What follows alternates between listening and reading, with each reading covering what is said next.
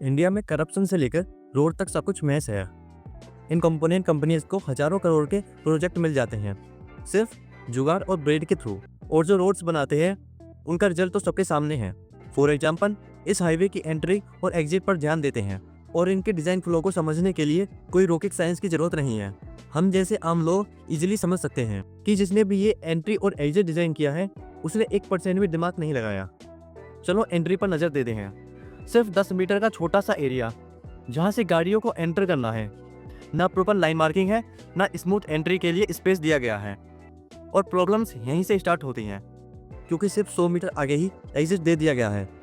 अब जो गाड़ियाँ जस्ट हाईवे पे एंटर करी हैं वो तो ओबियसली एग्जिट नहीं करेंगी, और जो एग्जिट लेना चाहते हैं वो एग्जिट लाइन में मूव करने की कोशिश करेंगे, जिससे अननेसेसरी कंजक्शन क्रिएट होता है। ना प्रॉपर एंट्री का टाइम मिलता है, ना एग्जिट का। ओरिजिन गाड़ियाँ जो एंटर कर रही हैं वो आगे मूव नहीं कर पा रही क्योंकि जो एग्जिट कर रही हैं उन्होंने पूरा रास्ता ब्लॉक कर दिया है। एक साथ 3-3 लाइन एग्जिट कर रही हैं, लेकिन एग्जिट स्पेस सिर्फ एक लाइन का है।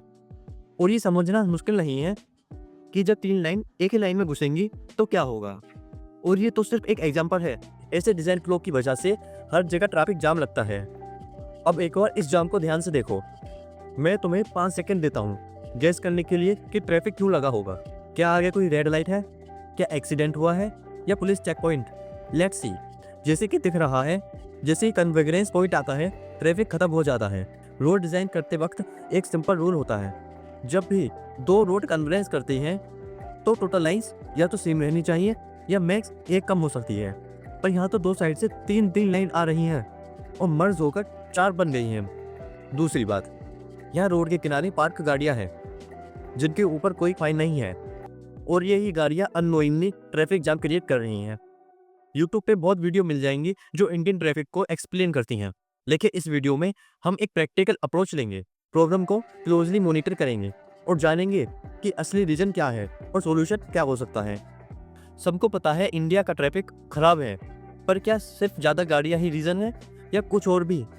मैं कुछ दिनों से ड्रोन से मल्टीपल सिटीज़ का सर्वे कर रहा था to get to the root of the problem, और रियलिटी और भी वर्स है। ट्रैफिक सिर्फ कार्स का इशू नहीं है, it's about bad design, poor planning और फेलिंग पब्लिक ट्रांसपोर्ट। हर प्रॉब्लम दूसरी को और बढ़ाती है, एक विनियस साइकिल बन जाता है। तो आज हम इसको step by step break down करेंगे।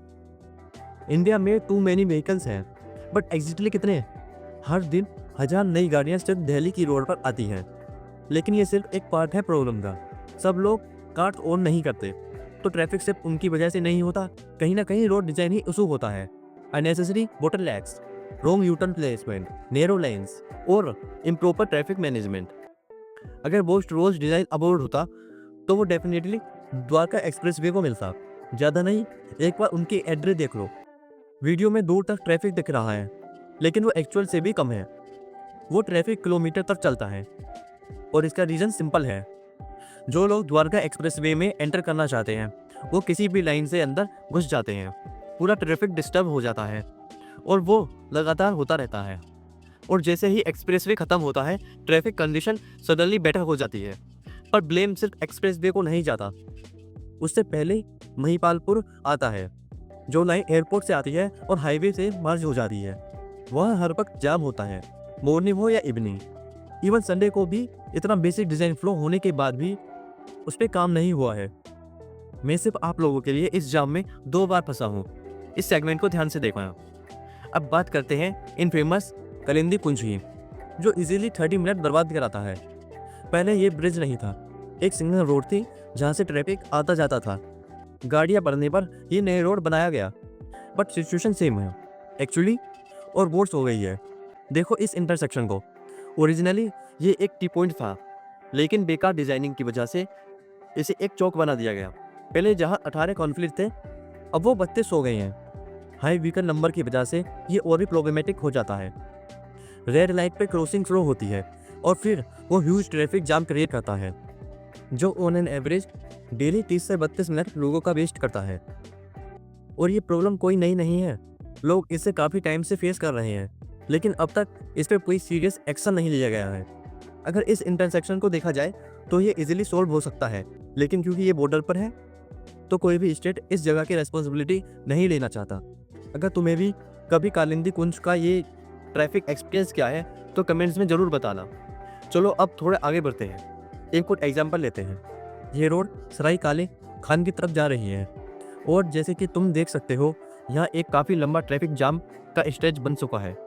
अब इसका रीज़न क्या है? तो रीज़न बिल्कुल सामने है, सिंपल है। जो ये 5 लाइन वाली रोड है वो आगे जाके 3-3 लाइन में डिवाइड हो जाती हैं। तो रोड को उस हिसाब से डिज़ाइन करना चाहिए था, लेकिन इसे इक्वल स्प्लिट कर दिया गया, जबकि ट्रैफिक इक्वली स्प्लिट हो ही नहीं रहा है। इस वजह से यहाँ एक चेक पॉइंट बन जाता है जिसका इफेक्ट काफ़ी पीछे तक दिखाई देता है। ऐसी कई लोकेशन है जहाँ ये प्रॉब्लम रिपीट होती है। एक और एग्जांपल लेते हैं, राजीव चौक काफ़ी फेमस और बिजी चौक है।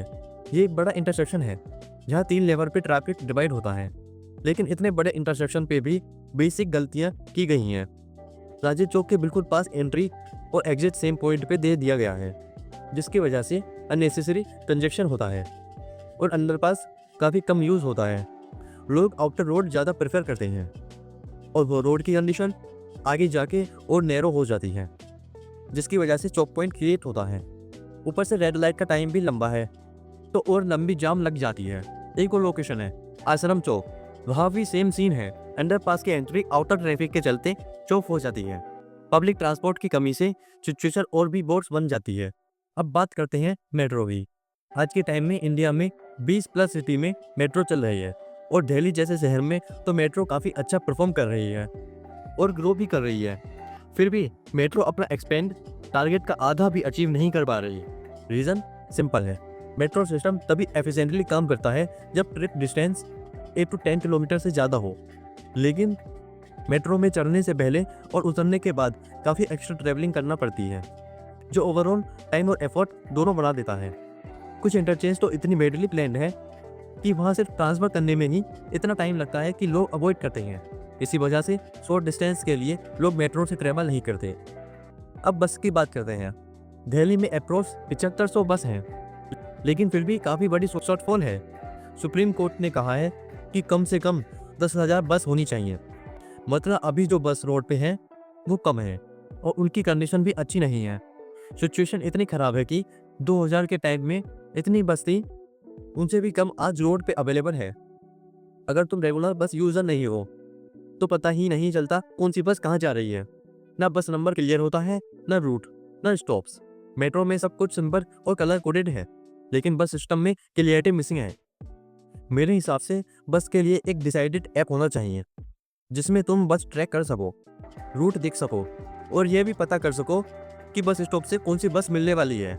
अब जो गैप बस की कमी की वजह से बनता है उसे फिल करते हैं थर्ड पार्टी ट्रांसपोर्ट सिस्टम, जैसे ई रिक्शा और ऑटोज। इनकी वजह से रोड्स का क्या हाल होता है सबको पता है कि कहीं भी स्टेट बना लेते हैं, पूरी लाइन ब्लॉक कर देते हैं। मेट्रो स्टेशन के बाहर तो तुमने भी देखा होगा, बड़ी बड़ी लाइंस, बिल्कुल अनऑर्गेनाइज्ड। ये ड्राइवर्स पूरा दिन एक ही जगह पे खड़े रहते हैं, वहीं से पैसेंजर उठाते हैं, वहीं छोड़ते हैं।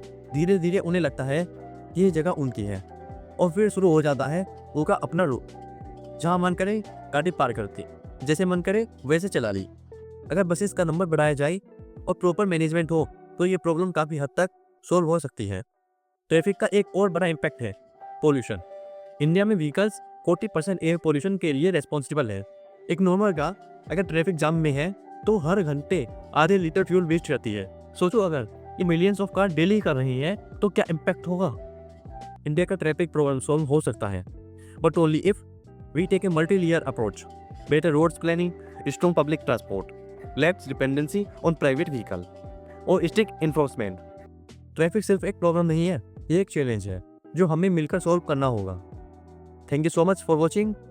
मैं मिलता हूँ आपसे नेक्स्ट टॉपिक के साथ।